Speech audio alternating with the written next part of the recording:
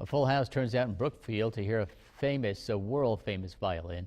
The Lipinski Stradivarius was stolen about 2 weeks ago when the concertmaster for the Milwaukee Symphony Orchestra was attacked.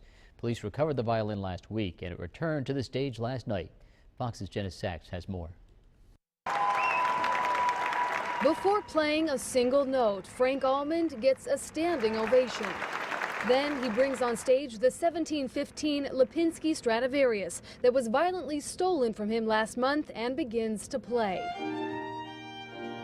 This is Almond's first major performance since being reunited with the rare violin. Almond was tased by assailants while walking to his car, who ran off with the $6 million instrument. I cannot tell you how much the concern and support over the last bit of time has meant to me. Police recovered the Stradivarius after tracking it to a home in Milwaukee. 2 people are charged with the robbery. I really prayed that they could get it back in one piece. Bob McGank and his wife Carol bought tickets to the sold-out show. McGank's father was a concert violinist who played a Stradivarius. Very much familiar with what the value and what a Stradivarius violin means to a violinist.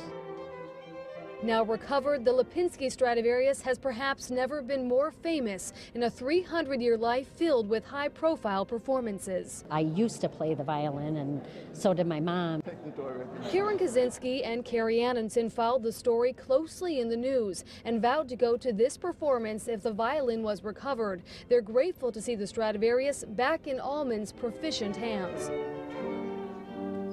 That's part of him now, especially after all these years. Almond will perform Saturday in Milwaukee. He plans to bring Police Chief Ed Flynn, Mayor Tom Barrett, and the police detectives who recovered the violin on stage for recognition. 2 men have been charged with stealing the violin. They have been released on bond. One is due back in court next week.